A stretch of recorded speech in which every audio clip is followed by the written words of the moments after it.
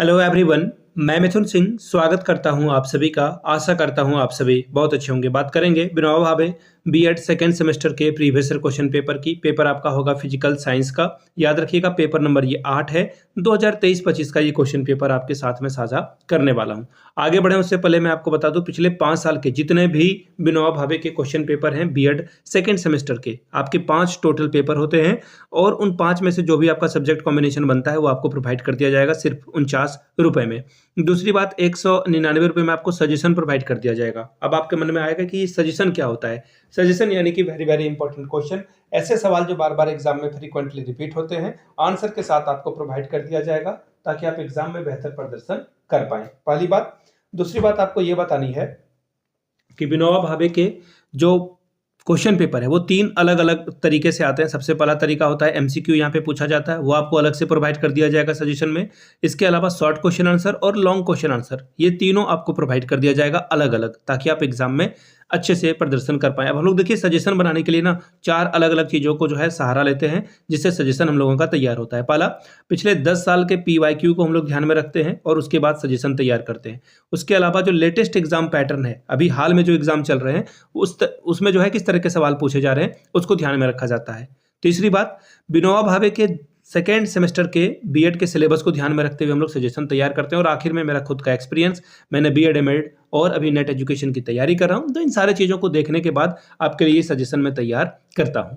यहाँ से मेरी ईमेल आईडी आप देख लें, yourmithunsingh@gmail.com पे आप मुझे मेल कर सकते हैं। इंस्टा पे अगर आप हो, डू फॉलो मी @imithunsingh। बाकी आप मुझे व्हाट्सअप कर सकते हैं 7979054474 पे। तो चलिए विनोबा भावे के बीएड सेकेंड सेमेस्टर के फिजिकल साइंस के पेपर को देखेंगे कि किस तरह के सवाल यहाँ पर 23-25 में पूछे गए थे। यहाँ से आप देख पाओगे, ये रहा pedagogy of physical science paper 1 और ये विनोबा भावे का ट्रेड मार्क भी ये लगा देते हैं।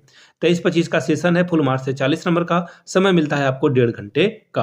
1.5 घंटे में आपको ये पेपर कंप्लीट करना होता है। ग्रुप ए ऑब्जेक्टिव टाइप के सवाल है। पहला सवाल देखिए क्या है, science gives more emphasis on. Science जो है या फिर विज्ञान जो है किस पर बल देता है? लेक्चर पे बिल्कुल नहीं, हाइपोथेसिस पे हाँ, फंक्शन पे या फिर थ्योरी पे। तो देखिए साइंस जो है हाइपोथेसिस पे ज़्यादा जो है काम नहीं करेगा, साइंस जो है थ्योरी पे ज़्यादा काम करता है और उसके हिसाब से चीज़ें आगे बढ़ती है।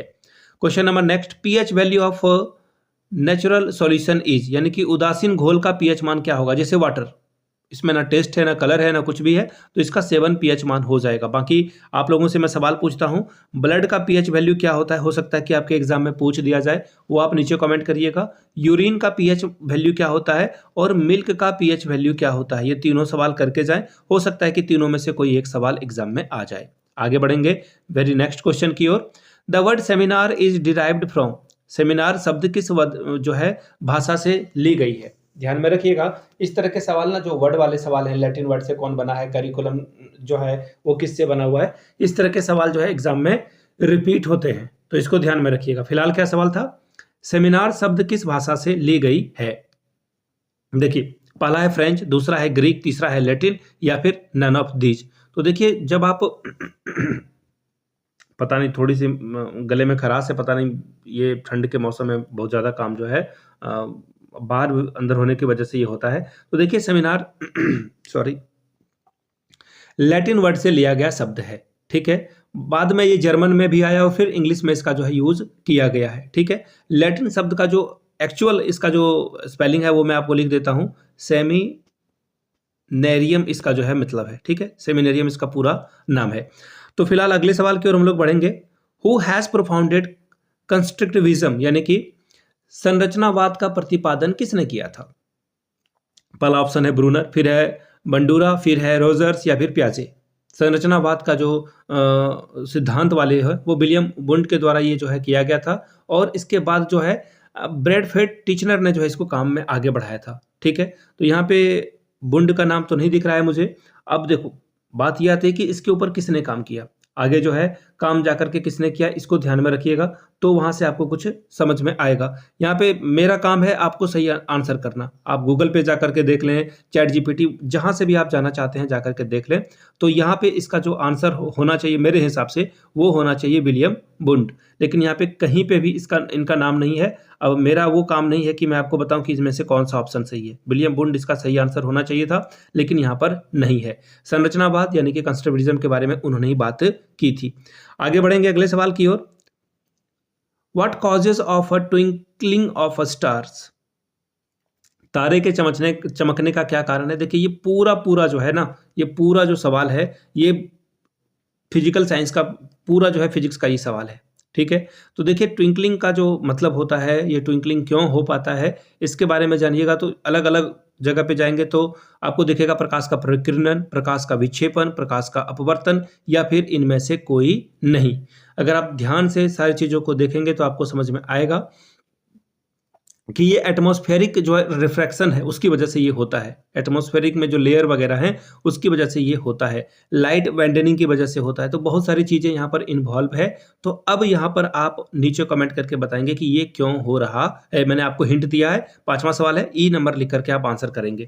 बात करेंगे ग्रुप बी की, शॉर्ट टाइप के सवाल है, 2 क्वेश्चन का आंसर आपको करना है, 5 + 5 10 नंबर आपको यहाँ से मिलेगा। क्या है सवाल, what do you mean by scientific inquiry, वैज्ञानिक अन्वेषण से आप क्या समझते हैं। अगला सवाल है, write down the stage of a cognitive development of a learner, छात्रों के संज्ञानात्मक विकास की अवस्थाओं को लिखिए।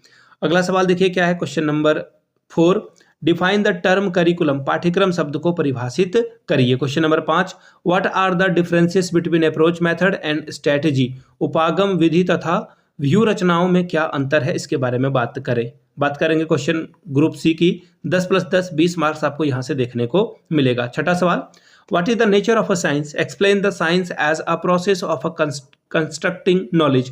विज्ञान की प्रकृति क्या है, विज्ञान को ज्ञान निर्माण की एक प्रक्रिया के रूप में समझाएं। 7वां सवाल, discuss the fact and principle of a science and write down its application, विज्ञान के तथ्यों और सिद्धांतों पर चर्चा करें और इसके अनुप्रयोग को लिखें। 8वां सवाल, define concept mapping, classify how teacher learner will design learning experience use these approach, यानी कि संप्रत्यय मानचित्र को परिभाषित करें। स्पष्ट करें कि शिक्षार्थी इस दृष्टिकोण को उपयोग करके सीखने के अनुभव को कैसे डिजाइन करेंगे। 9वां सवाल, how will you develop learner centre curriculum in physical science, discuss it, आप भौतिक विज्ञान में शिक्षार्थी केंद्रित पाठ्यक्रम कैसे विकसित करेंगे, इसके ऊपर चर्चा करें। तो ये था आपका फिजिकल साइंस का पेपर विनोबा भावे का। मैं आपको फिर से बता दूं, अगर विनोबा भावे के बीएड के पिछले 5 साल के क्वेश्चन पेपर अगर आपको चाहिए तो ये आपको 49 रुपीज़ में अवेलेबल करा दिया जाएगा। दूसरी बात, 199 रुपये में आपको सजेशन प्रोवाइड कर दिया जाएगा ताकि आपका एग्जाम बेहतर ढंग से जा सके। यहाँ से मेरी ईमेल आईडी आप देख लें, yourmithunsingh@gmail.com पे आप मुझे मेल कर सकते हैं। इंस्टा पे अगर आप डू फॉलो मी @imithunsingh, वहाँ के आप मुझे व्हाट्सअप कर सकते हैं 7979054474 पे। वीडियो को यहाँ तक देखने के लिए आप सभी का बहुत बहुत शुक्रिया। Have a good day.